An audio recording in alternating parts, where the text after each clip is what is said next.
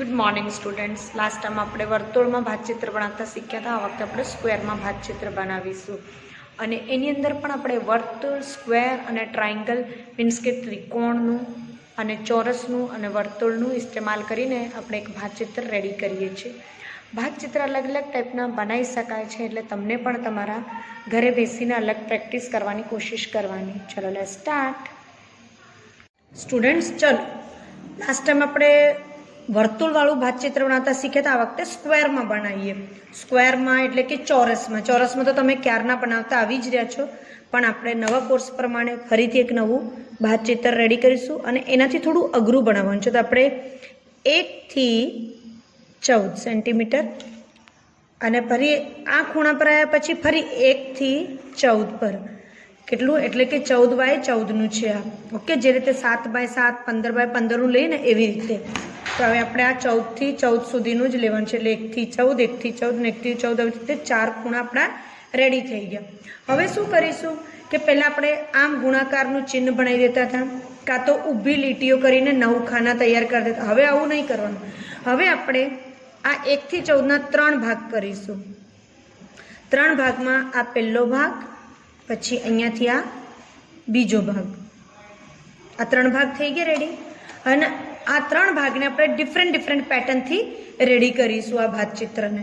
તો સૌથી પહેલાં પહેલો વાળો જે ભાગ છે એનામાં સેન્ટર લાઈન કરી દો. આવી રીતે સેન્ટર લાઈન કરી દીધી. હવે એના 2 પાર્ટમાં અલગ અલગ ડિઝાઇન કરવાની છે. પહેલાં 2 પાર્ટની અંદર જે આપણે સેન્ટર ભાગ લીધું છે એનામાં 2 ડિઝાઇન કેવી કરવાની છે, અલગ અલગ કરવાની છે.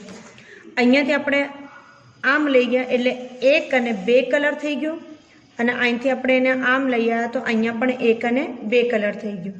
હવે એની અંદર તમે આ ગુણાકારનું ચિહ્ન બનાવી શકો છો, કાં તો 1 રૂપિયાનો સિક્કો લઈને મૂકીને તમે એના પર સર્કલ કરો.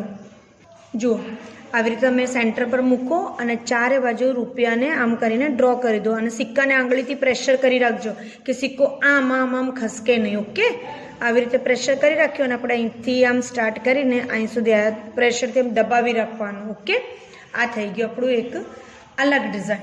હવે આપણે લાસ્ટવાળા ખાનામાં અહીંયા સેન્ટર પડે છે, દેખો 2નું આ રહ્યું, તો તમે ખાલી એક ટીપકું કરી દો આમ, અને અહીં બાજુની લીટીનું પણ અહીંયા બાજુ એક ટીપકું કરી દો, એટલે તમને ખ્યાલ આવી જાય કે અહીંયા સેન્ટર છે. તો આ સેન્ટરમાં મૂકીને હવે આપણે અહીંયા સર્કલ કરીએ. આમ આવી ગયા સર્કલ અહીંયા. ઓકે, હવે આ સર્કલ બહાર શું કરવાનું છે, અહીં ફૂટપટ્ટી મૂકવાની અહીંથી અહીં સુધી, અને ખાલી સર્કલને આડે એટલી જ લીટી કરવાની, સર્કલની અંદર નહીં કરવાની. ખ્યાલ આવી મારી વાત? સર્કલની અંદર લીટી નહીં કરવાની, સર્કલના બહારથી આ ખૂણેથી આ ખૂણે સુધી લીટી દોરવાની છે, અહીંથી આમ અને અહીંથી આમ. હવે જુઓ, તમારી પાસે હવે ફરીથી અલગ અલગ ખાના મળી ગયા, 1, 2, 3 અને 4. તો તમે આની અંદર પણ ડિફરન્ટ કલર કરી શકો છો. હવે રહ્યું વચ્ચેનું. તો હવે વચ્ચેવાળા ખાનામાં આપણે શું કરીશું, સૌથી પહેલાં આના 3 ભાગ કરીશું. કેટલા? 3. હવે આપણી પાસે આ 1 થી 14નું ભાગ છે, તો સૌથી પહેલાં આપણે એનું સેન્ટરમાં આ હતું, તો આના સેન્ટરની અંદર આપણે 4 તરી 12, તો 12.5, 4.5 પોઈન્ટનું લઈ લઈએ તો 4.5નું ટીપકું, અને અહીંયા 9 પર લઈએ આપણે, અહીંયા 9 પર આ લીધું, 9 પર 4.5 પછી ફરી તો 3 લાઈન, એટલે કેટલા લેવાના, 4.5 ફરી 4.5. આવી રીતે 4.5 4.5 3 ખાના બની ગયા. હવે આ 3 ખાનામાં આપણે 3 સર્કલ બનાવવાના. 1, 2 અને આ 3. આ થઈ ગયા. આની અંદર પણ 3 સર્કલ. હવે દેખો, આ એવો ભાતચિત્ર છે કે જેની અંદર 3 ભાગ કર્યા છે અને 3 ભાગમાં અલગ અલગ ડિફરન્ટ ડિઝાઇન કરી છે. ઓકે, તમે આ ડિઝાઇન 3ની ઉપર પણ કરી શકો છો, વચ્ચે 2ની અને નીચે 1ની, અને આવી રીતે 1, 3, 2 આવી રીતે પણ ડિઝાઇન કરી શકો છો. ઓકે સ્ટુડન્ટ, તો હવે આપણે એનામાં કરીએ છીએ કલર. આપણી પાસે જે સર્કલ છે બધા અમે રેડ કલરના કરીશું સર્કલ. ઓકે, દરેક સર્કલ કયા કલરનું આવશે? રેડ કલરનું. આવી રીતે આ રેડ કલરના સર્કલ આવશે દરેક સર્કલ. કેટલા સર્કલ છે આપણી જોડે? 6 સર્કલ આપણે રેડ 6 સર્કલ રેડ કલરના કરવાના છે. તો તમને ખબર છે પણ આ જે સર્કલ છે 4 થઈ ગયા, પણ આ 5 અને 6 અડધા અડધા છે. તો આપણે શું કરીશું? ઉપરવાળા રેડ કરીશું આમ,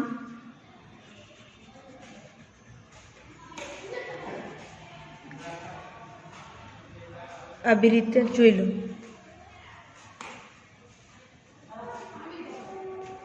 આવી રીતે હાફ હાફ. અને તમારી ઈચ્છા હોય તો તમે એને ફૂલ પણ કરી શકો છો, ફૂલ રેડ પણ બનાવી શકો છો. હમણાં તમે નાના છો ને એટલે એક સરખું કરશો તો ચાલશે, એટલે આપણે એને ફૂલ રેડ કરી દઈએ. તો 6 સર્કલ રેડ કલરના તૈયાર થઈ ગયા છે. હવે જે આઈટ સાઈડના કલર છે એ કલર લેવાના છે. કોઈ પણ તમારું ફેવરેટ કલર બ્લુ હોય કે ગમે તેવું કલર. તો આપણે આ બ્લુ કલરથી આ ટ્રાયંગલ કરવાના છે. અને આવી રીતના જેટલા બી ફૂલ જે ટ્રાયંગલ છે એ મલ્ટી કલરના કરવાના છે. અલગ અલગ ટ્રાયંગલમાં અલગ અલગ કલર ભરવાનું છે. Okay student? હવે જે વચ્ચેના આકાર છે એમાં શું કરીશું આપણે? Yellow colour. કયો કલર? Yellow colour. હવે એને આખાને યલો કલરથી ભરી દઈએ. બ્લુ તો કમ્પ્લીટ થઈ ગયું છે, તો હવે આપણે આ યલો કલરથી ભરીશું. કયા કયા? વચ્ચેના જ કીધું મેં તમને, એટલે બહારના નહીં. આ વચ્ચે કહેવાય, આ ને આ વચ્ચે કહેવાય. ઓકે, જુઓ થઈ ગયું ને. હવે સાઈડના જે રહ્યા છે 1 2 ને 3 બહારના, એની અંદર આપણે કલર લઈ લઈએ ગ્રીન. બહાર સાઈડ ગ્રીન કલર.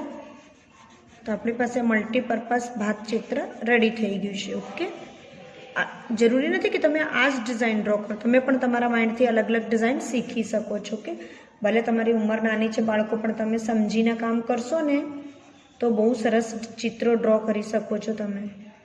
ઓકે, જો રેડી થઈ ગયું. આવી રીતે તમારે સ્કેચથી ચારે બાજુ આઉટલાઇન પણ આપી દેવાની. ઓકે, અને આઉટલાઇન આપ્યા પછી આપણું ચિત્ર રેડી.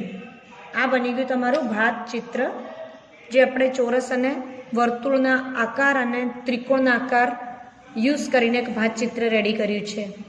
By student. હવે તમે ડ્રોઈંગમાં પ્રેક્ટિસ કરો. ડ્રોઈંગમાં પ્રેક્ટિસ કરશો તો તમારું હાથ અને કલર ભરવાની ક્ષમતા એકદમ શાર્પ થઈ જશે. Okay, bye student.